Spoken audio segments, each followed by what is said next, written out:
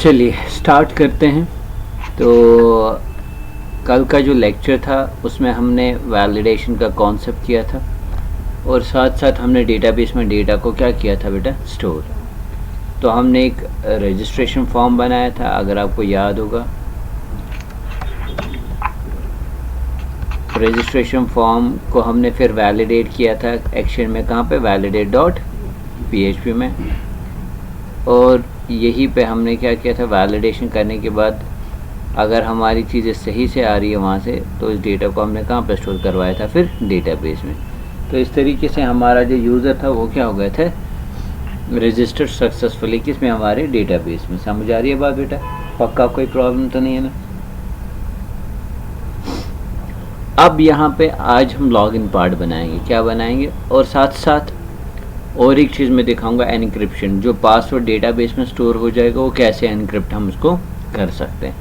सो techniques बहुत सारी है एनक्रिप्शन करने की। टेक्निक्स जो है, there are number of techniques, ठीक है। तो हम जो टेक्निक यहाँ पे दिखाएंगे, हम MD5 यूज़ करेंगे। क्या करेंगे? MD5 एनक्रिप्शन, या SHA है तो वो भी आप यूज़। तो ये SHA हो, ये क्या है, एल्गोरिदम्स क्या है हमारे पास, जिनके बेस पे एनक्रिप्शन हुआ है। यानी कि ये हमारे पासवर्ड को किसी स्पेसिफिक एक ऐसे चीज़ों में कन्वर्ट करते हैं जो जिसका एक यूनिक वैल्यू बन जाता है। समझ आ रही है बात? एनक्रिप्ट कैसे कहते हैं, यानी कि किसी चीज़ को दूसरे फॉर्मेट में चेंज करना है, ठीक है। जो एक्चुअल इन्फॉर्मेशन हो वो बिहाइंड होती है, मतलब फिर उसको वापस डिक्रिप्ट करके आपकी एक्चुअल मैसेज जो है वो सामने आ सकती है, ठीक है बेटा? कोई प्रॉब्लम तो नहीं है ना? तो चलिए यहाँ पे मैं थोड़ा सा साइज़ को डिक्रीज़ करता हूँ, ठीक है। रीडेबल सबको ऑनलाइन भी। तो चलिए, जब भी आप पासवर्ड पकड़ रहे हैं, ये हमारा वेरिएबल पासवर्ड फील्ड है, ठीक है बेटा। Can you see it? Screen दिख रहा है बेटा? तो मैं क्या करूँगा, यहाँ पे इसको एनक्रिप्शन करूँगा और यहाँ पे एक वेरिएबल बनाऊँगा $ENC। क्या रखना है इसको ना, क्या नाम रखा इसका, एनक्रिप्ट। आपकी अपनी मर्जी। Let's use a function called MD5 और इसको मैं डॉलर यहाँ पे क्या पास करूँगा, पासवर्ड। बट ये इतना काफ़ी नहीं है बेटा, it is not enough, it's not. फिर से मैं बताता चलूँ, अगर मैं इसको इतना ही यूज़ करूँगा तो मेरा जो पासवर्ड होगा वो MD5 होगा और इसको ईज़िली यूजर्स हैक, अगर सिंगल यानी कि आपने एनक्रिप्शन यूज़ किया बाय यूजिंग MD5, तो ये काफ़ी नहीं है। आपको दिख रही है चीज़ें?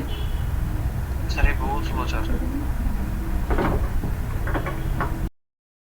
तो चलिए, तो मैंने जो यहाँ पे चीज़ यूज़ की, मैंने जो पासवर्ड यहाँ पे पकड़ रहा हूँ उसको मैं क्या कर रहा हूँ, MD5 एनक्रिप्शन करके किस में स्टोर कर रहा हूँ, इस वेरिएबल में। समझ आ रही है बात? अब जहाँ पे मैंने इंसर्ट क्वेरी लिखी थी, इंसर्ट क्वेरी के अंदर मैं जो डॉलर पासवर्ड पास कर रहा था, उसकी जगह मैं अब कौन सा वेरिएबल पास करूँगा, ये एनक्रिप्ट। समझ आ रही है बात? और इस तरीके से यहाँ पे जो वेरिएबल मैंने बनाया, यहाँ पे मैं कौन सा पास करूँगा, एनक्रिप्ट पासवर्ड। समझ आ रही है बात? इस MD5 क्या है? हाँ, MD5 एनक्रिप्शन फंक्शन है। समझ आ रही है बात? It's a pre defined function which does the job of encryption. Okay sir. अब देखो, सिंगल एनक्रिप्शन काफ़ी नहीं है, तो मैं क्या करूँगा, मैं MD5 फिर से यूज़ करूँगा और इसमें डाल दूँ। इसका मतलब जो पासवर्ड एनक्रिप्टेड आएगा वहाँ से मैं फिर से उसको क्या कर रहा हूँ, ताकि और सिक्योर हो जाए। और समझ आ रही है बात? अगर सिंगल एनक्रिप्शन मीन्स इसको बोलते हैं क्लियर बन गई, लेकिन वो इजीली हैक हो सकती है। तो मैं इसी तरीके से क्या यूज़ करूँगा बेटा, तो इस तरीके से एटलीस्ट हम कह सकते हैं जो हमारा जो एनक्रिप्शन हो रहा है वो सिक्योर।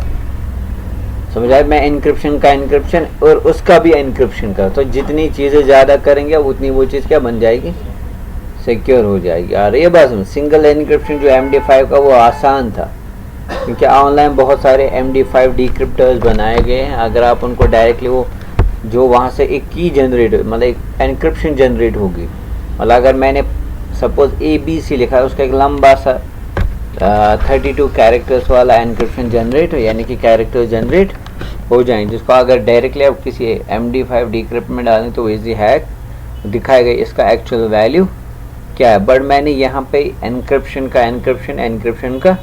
एनक्रिप्ट और वहाँ से जो चीज़ निकलेगी उसको किस में स्टोर कर रहा हूँ, डॉलर एनक्रिप्ट पासवर्ड वेर, किस लिए, फॉर सिक्योरिटी। समझ आ रही है बात। तो चलिए पहले इसको सेव करते हैं और देखते हैं अगर एक नॉर्मल यूज़र को अब हम ऐड करेंगे तो क्या हो जाएगा। तो सबसे पहले हम अपने ब्राउज़र को ओपन करते हैं, let's say local host /register.php, ठीक है बेटा। और यहाँ पे और एक चीज़ को ओपन करेंगे, that's called local host. Database में जाने के लिए PHP माई एडमिन सेक्शन को ओपन करेंगे।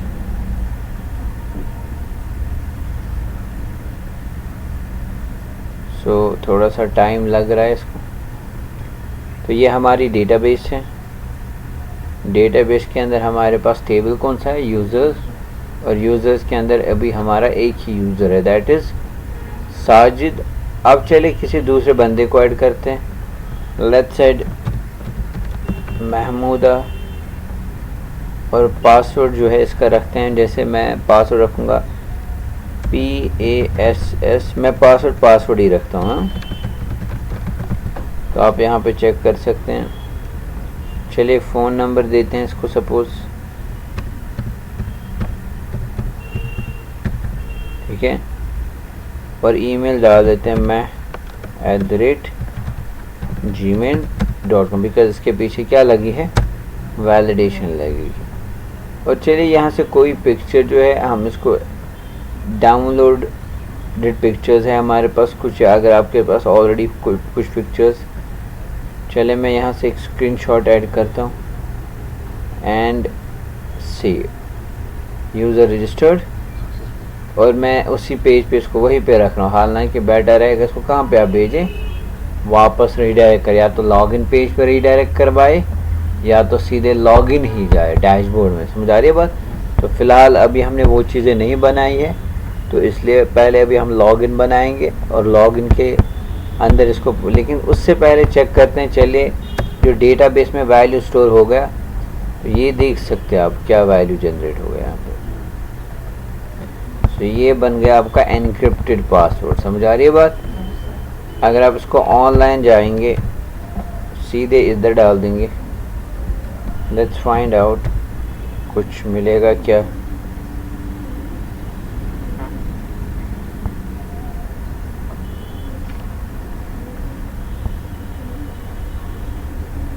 तो ये दिखा रहा है MD5 को कितनी बार किया है,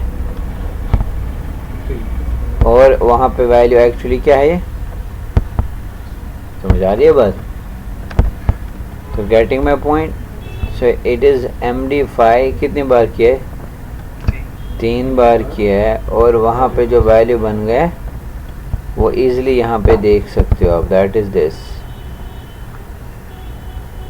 तो जितनी ज़्यादा एनक्रिप्शन आप करेंगे उतना ही आपका पासवर्ड क्या हो जाएगा, सिक्योर हो जाएगा, ठीक है। चलिए एक काम मैं और करता हूँ, ऐसा तो नहीं होना चाहिए। मैं सिंगल एनक्रिप्शन करता हूँ। क्या करता हूँ, लेट्स रिमूव इट, सेव करता हूँ, और चलिए दूसरे यूज़र को ऐड करते हैं, लेट्स ऐड शाजिया, और पासवर्ड सेम मैं क्या रखूँगा, पासवर्ड जानबूझ के मैं देखना चाहता हूँ इसका एनक्रिप्शन जनरेट क्या हो जाएगा, ठीक है। और चलिए नंबर डाल देते हैं, और ईमेल आईडी दे देते हैं यहाँ पे shazia@gmail.com, and let's upload a file and let's say register 10, तो यूज़र रजिस्टर, और यहाँ पे पेज को रिफ्रेश करते हैं and you can see the difference, huh?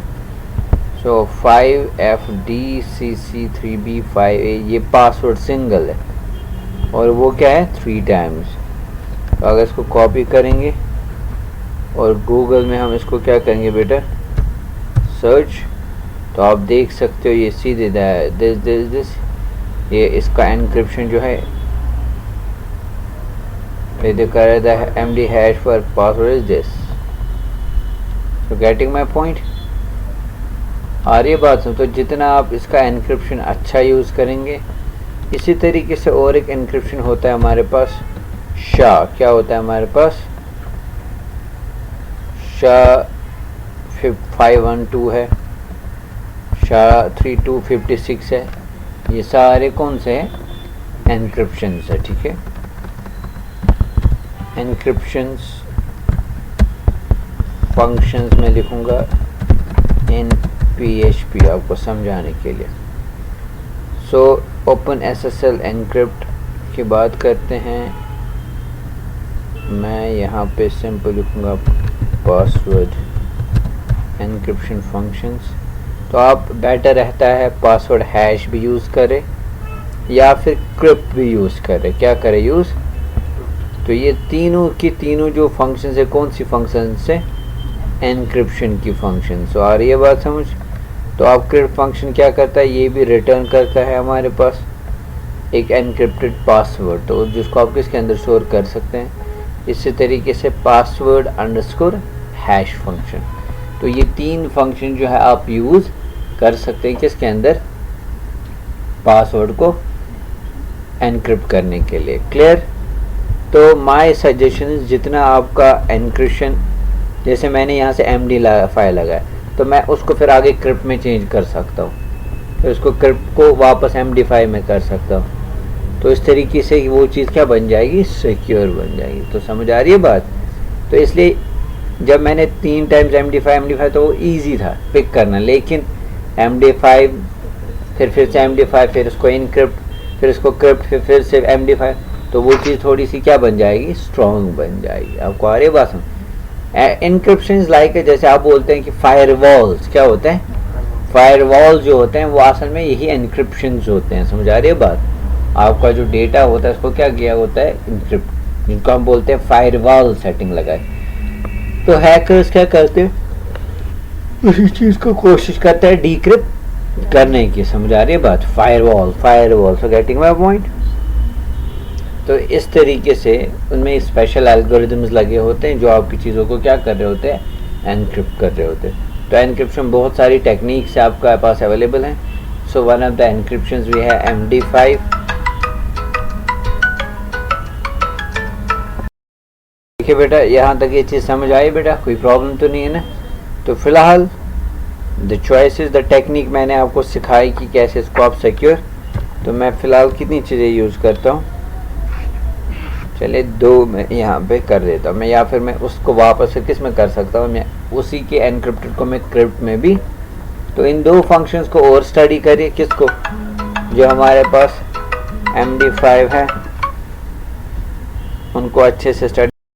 तो इस चीज़ को अंडरस्टैंड कुछ इस तरीके से कर देते हैं, ठीक है बेटा। MD5 एनक्रिप्शन, डबल एनक्रिप्शन करके मैं किस में स्टोर कर रहा हूँ, वो इस वेरिएबल में स्टोर कर रहा हूँ, ठीक है। तो चलिए पहले जो वो हमारे ऑलरेडी यूज़र्स हैं इनको हम क्या करते हैं बेटा, लेट्स डिलीट देम, इनको हम क्या करेंगे, डिलीट करेंगे और नए से हम अपने यूज़र्स को क्या करेंगे, ऐड। क्लियर। और हम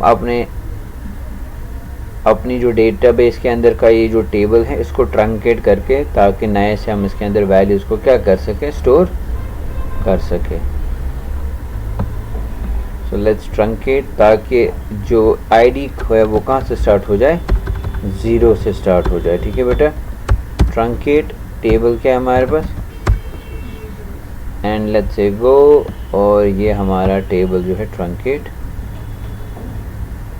तो ये दिखा रहा है इसकी जो रेफरेंस है वो क्या है हमारे पास, फॉरेन की के साथ है, इसलिए ये ट्रंकेट नहीं हो सकता।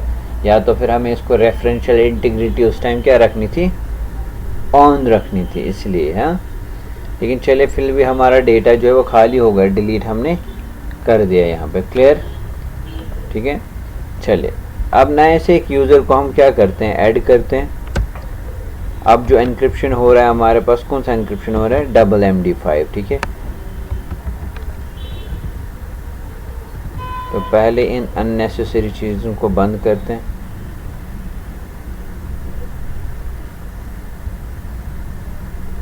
And let's save. तो चलिए सबसे पहले हम हाशिम को ऐड करते हैं, पासवर्ड ही रख देते हैं।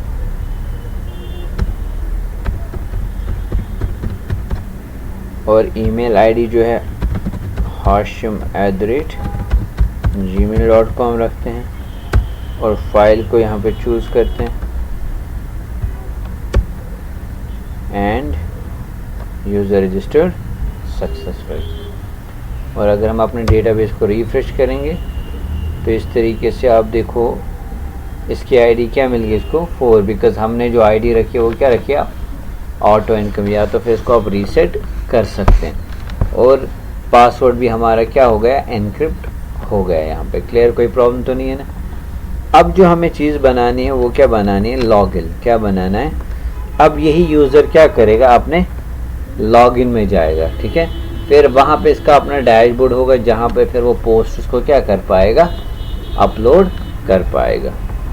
चलिए नई फाइल बनाते हैं, इसको सेव करते हैं और इसका नाम रखेंगे हम login.php। दिख रहा है स्क्रीन। अब सबसे पहले क्या होगा HTML और यहाँ पे बनेगा हमारा फॉर्म के अंदर होगा हमारे पास इनपुट टाइप टेक्स्ट और यहाँ पे नेम जो रखेंगे योर इंडेक्स में जो लॉगिन था वो इंडेक्स पेज में लॉगिन किया है,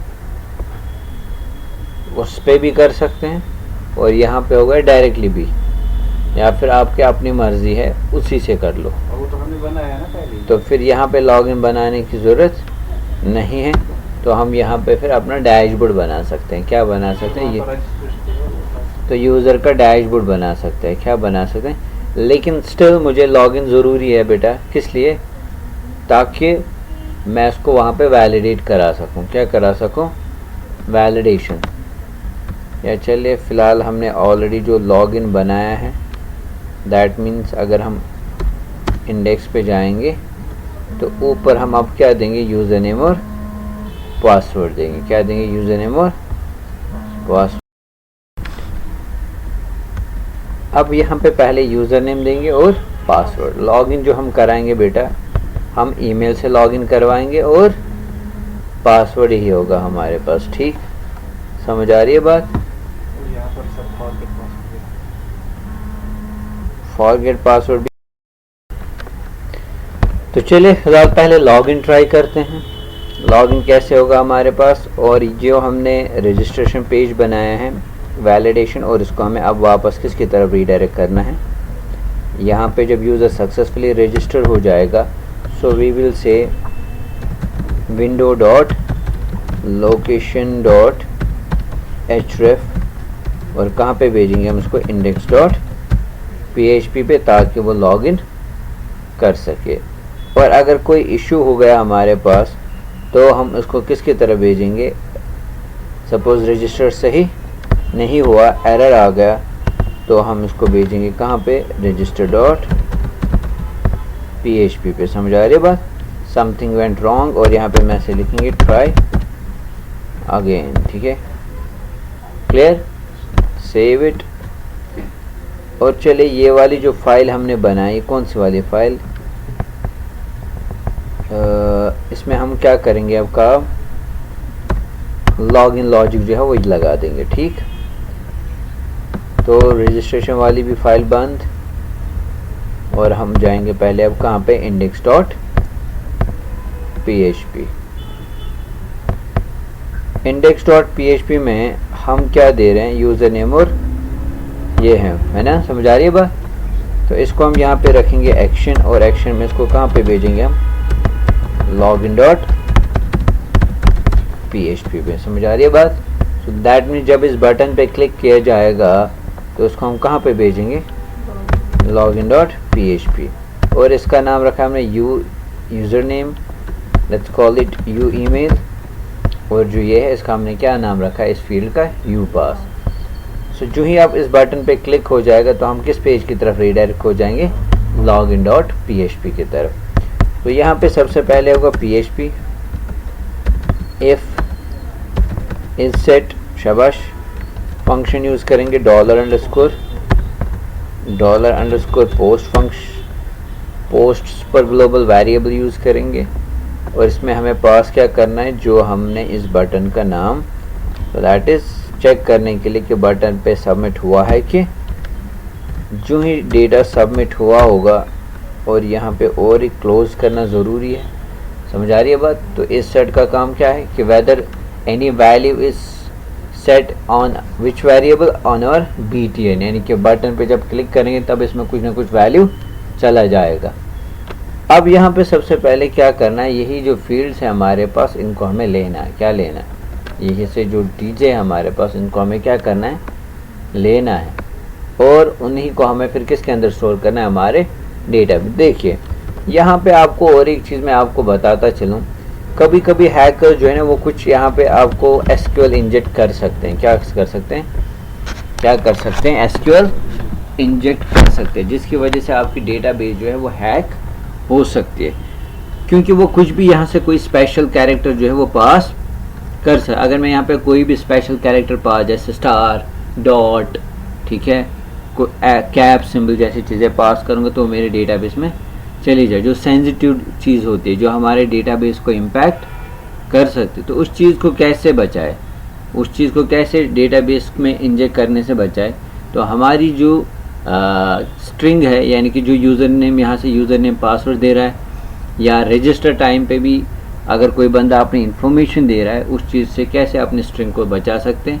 तो हमारे पास एक फंक्शन है, हम अपनी स्ट्रिंग को एस्केप करा सकते हैं। क्या करा सकते हैं, एस्केप किससे, किसी स्पेशल कैरेक्टर से। अगर यूज़र अब कोई भी स्पेशल कैरेक्टर जिसकी एक सेंसिटिव मीनिंग है डेटाबेस में, क्योंकि एट द एंड डेटा कहाँ पे जा रहा है, हमारे डेटाबेस में, जिसकी वजह से हमारी डेटाबेस जो है वो इम्पैक्ट बहुत सारी जगह क्या किया गया, SQL इंजेक्ट करके यही से वो लॉगिन कर रहे थे, वो चेक कहाँ पे होती है, डेटाबेस में, और फाइनली वो डेटा कहाँ पे स्टोर होता है, तो वहाँ पे उस चीज़ को पूरा ही डिलीट किया गया, पूरी डेटाबेस को। इमेजिन करिए आपकी पूरी डेटाबेस, या वो सारी इन्फॉर्मेशन सेलेक्ट ऑल करके सीधी स्क्रीन पे उसने दिखा दिया अपने पे।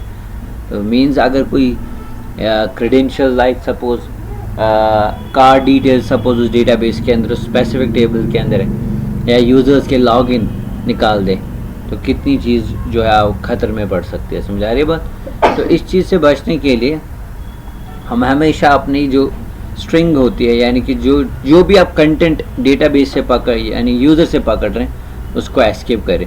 और दैट इज़ द रीज़न आजकल जो फॉर्म्स होते हैं, जो ऑनलाइन लॉगिन करते हैं या रजिस्टर करते हैं, उनमें वो कैप्चा आता है, या तो वो दिखाता है I am not a robot, something like that चीज़ें, उसी चीज़ के लिए, किस लिए चीज़ के लिए, समझ आ रही है बात, ताकि आपका जो डेटा है वो पूरी तरीके से चेक किया जाए और उसके बाद वो कहाँ पर स्टोर, उसको एग्जीक्यूट किया जाएगा, क्योंकि ये इन्फॉर्मेशन एट द एंड कहाँ पे एग्जीक्यूट है, ऑन द सर्वर। समझ आ रही है बात।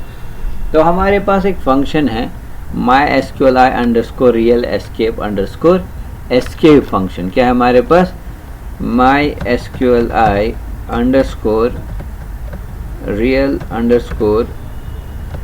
escape string function. ये जो फंक्शन है हमारे पास, इसमें 2 आर्ग्यूमेंट्स है। क्या है हमारे पास, 2 आर्ग्यूमेंट्स। तो मैं गूगल भाई साहब यहाँ पे जाके आपको इसकी डेफिनेशन पहले समझाता हूँ, ताकि आपको उसको अच्छे से समझ आए। MySQLi_real escape string, ठीक है बेटा। So let's see the definition. तो ये देखिए, ये इन स्पेशल कैरेक्टर्स को क्या करती है, एस्केप करती है हमारे पास। कौन सी function, what is the use of a MySQL_real_escape string, escape special characters in a string for use in SQL statement, taking into account the current char set of the condition. This function is used to create a legal SQL string that you can use in an SQL statement. समझ आ रही है बात। तो यहाँ पे और एक definition, this function is to use to escape characters in making it legal to use इन।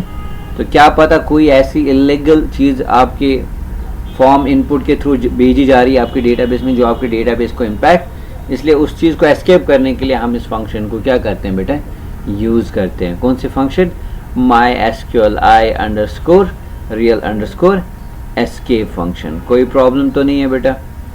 अब इसमें हम यूजुअली क्या करते हैं, we have to pass some arguments. इसमें हमें क्या करने पड़ते हैं, 2 आर्ग्यूमेंट्स पास करने पड़ते हैं। कौन कौन सा आर्ग्यूमेंट, लेट मी शो। एक तो कनेक्शन पास करना पड़ता है बेटा, या तो फिर आप एक तरीका ये है लाइक दिस, इस तरीके से आप इसको भी यूज़ कर सकते हैं,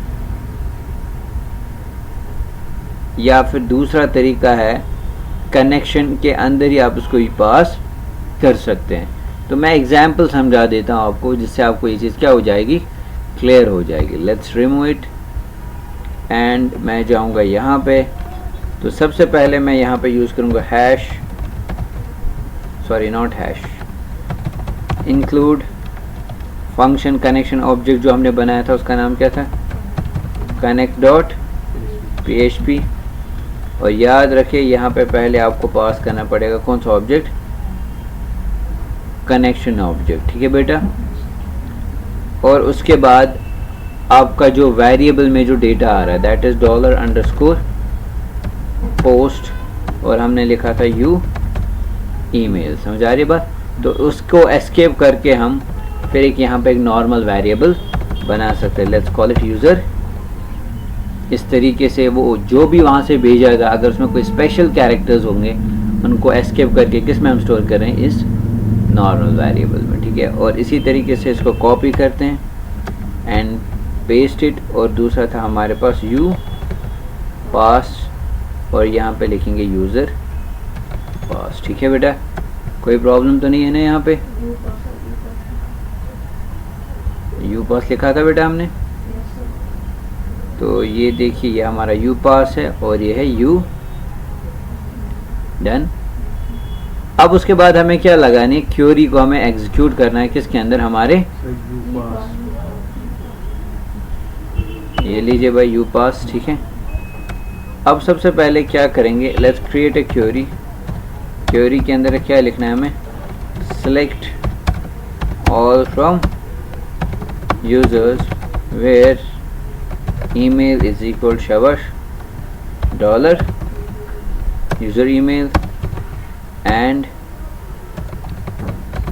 password is equal to dollar user pass। चलिए अब यहाँ पे इसी चीज़ को हमें क्या करना है, एग्जीक्यूट करना है डेटाबेस के अंदर। सो लेट्स से mysqli अंडरस्कोर क्वेरी फंक्शन, इसके अंदर 2 ऑब्जेक्ट्स, एक तो कनेक्शन ऑब्जेक्ट और साथ साथ हम पास क्या करेंगे, क्वेरी। अब जो ही ये क्वेरी सक्सेसफुली एग्जीक्यूट हो जाएगी तो हम इस तरीके से इस चीज़ को यूज़ कर सकते हैं और लिखेंगे एको शाबाश, we have to use here mysqli underscore num underscore rows. यानी कि अगर ये क्वेरी सक्सेसफुली एग्जीक्यूट हो गई और उस नाम का यूज़र है जिसके हम ईमेल दे रहे हैं और पासवर्ड, तो वो एक रिजल्ट इसके अंदर चला जाएगा और हम उसी को चेक करेंगे कि अगर इसमें कोई रो है, दैट मीन्स अगर ये किसके बराबर 1 के बराबर है, दैट मीन्स वो यूज़र हमारा exist, because mysqli underscore num underscore rows function का काम क्या होता है, हमारे पास काउंट करना नंबर ऑफ रोज किसमें, जो गिवन रिजल्ट सेट आ रहा है वहाँ से। जो ये वाली लाइन एग्जीक्यूट क्वेरी करेगी ये it will return a result set, result means जो भी आएगा वहाँ से, ठीक है। फिर उसको चेक करना उसमें कितने रोज है, अगर एक है दैट मीन्स वो यूज़र एग्जिस्ट करता है। तो यहाँ पे लिखेंगे हम यूज़र जो है वो एग्जिस्ट करता है और यहाँ पे एक मैसेज को हम डिस्प्ले करा सकते हैं। लेट्स पेस्ट इट और यहाँ पे लिखेंगे हम simply welcome you are logged in, और उसको हम कहाँ पे रीडायरेक्ट करा सकते हैं, अपने डैशबोर्ड में, ठीक है। So let's say welcome you are logged in, और चलिए यहाँ पे हम बनाएंगे, let's call it user dashboard dot php, जो भी हमने फाइल अभी। अब अगर नहीं है तो हम क्या लिखेंगे इसको, else और यहाँ पे इसको कॉपी पेस्ट करके मैसेज दिखा सकते हैं, इनवैलिड क्रेडेंशियल्स। ठीक है बेटा, और यहाँ पे इसको वापस कहाँ पे भेजेंगे, इंडेक्स डॉट PHP पे। समझा रही है बात? या user does not exist invalid credentials. Clear? कोई प्रॉब्लम तो नहीं है? तो चलिए इस चीज़ को चेक करते हैं, और कल मैं इसी चीज़ को दिखाऊंगा वापस रिपीट करके सेशन के साथ। क्या दिखाऊंगा? सेशंस के साथ कैसे इसको लॉगिन कर सकते हैं। चलिए पहले इस चीज़ को ट्राई करते हैं, देखते हैं ये वर्क करेगा कि नहीं। तो मैंने जानबूझ के इसमें एक मिस्टेक रखी, ताकि हमने वहाँ पे एक बंदे को ऐड किया था hashim@gmail, और पासवर्ड था पासवर्ड। जो ही मैं लॉगिन पे क्लिक करता हूँ तो ये दिखा रहा है कुछ एरर। पहले line number 5 login dot PHP पे। चलिए login dot PHP line number 5,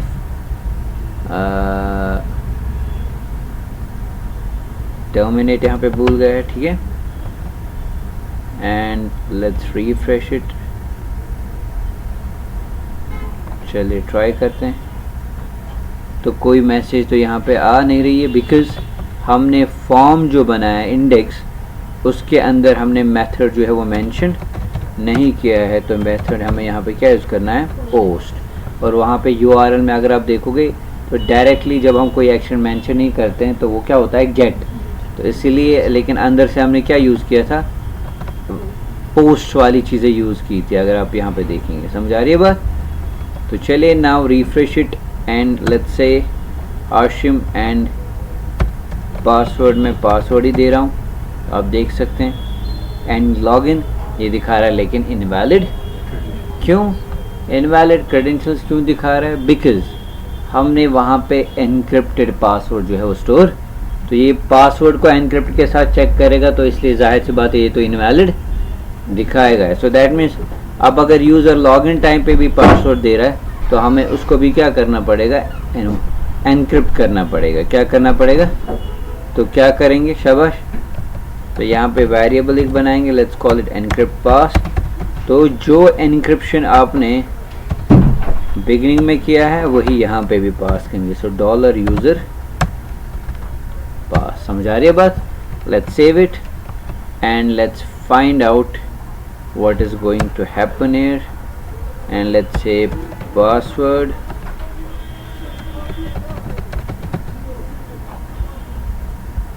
and click, still invalid credentials है। मैंने 2 बार MD5 यूज़ किया कि 3 बार? हाँ ओके सॉरी। तो दैट मीन्स मुझे यहाँ पे भी आप पास क्या करना पड़ेगा, एनक्रिप्ट पास। समझ आ रही है बात क्वेरी के अंदर? क्लियर? चलिए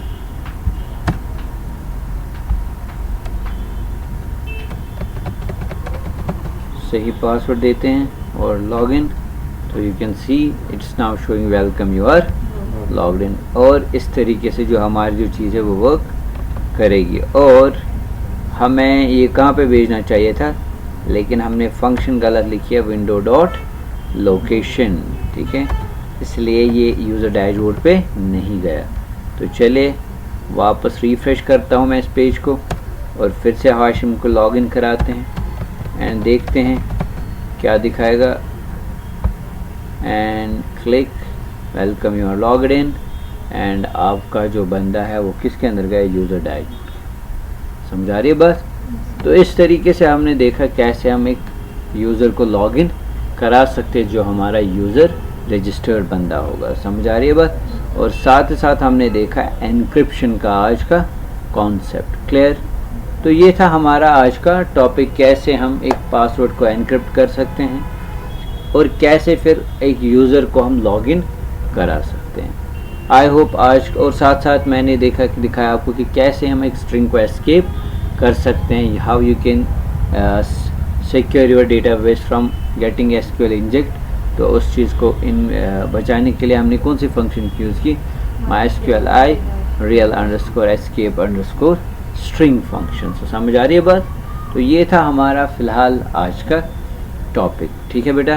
तो इंशाल्लाह आने वाले लेक्चर में हम इसी चीज़ को सेशंस के साथ देखेंगे एंड फिर हम आगे यूज़र डैशबोर्ड की तरफ जाएंगे, जहाँ फिर यूज़र अपना जो है पोस्ट क्या करेगा, अपलोड करेगा। समझ आ रही है बात? So I think this is enough for today. I hope अगर आपके पास कोई क्वेश्चन होगा या कोई भी कन्फ्यूजन है तो आप हमें ज़रूर बताएंगे, और साथ साथ उम्मीद है आपको आज का जो पूरा टॉपिक है वो अच्छे से समझ आए, और रियल वर्ल्ड में भी कैसे यूज़ किया जाता है वो भी मैंने वो सिनेरियो आपको समझाया। ठीक है, so I think this is enough for today. तो घर में होमवर्क जो बाकी 2 एनक्रिप्शन फंक्शंस हैं या एनक्रिप्टेड फंक्शन के बारे में पढ़िए। इंटरव्यूअर आपसे सवाल पूछ सकता है कि एनक्रिप्शन किस किस टाइप के होते हैं, अगर ये टाइप के होते हैं तो इनमें डिफरेंस क्या है, वो सारी चीज़ें पूछ सकते हैं। तो तब तक के लिए दीजिए इजाज़त, अल्लाह।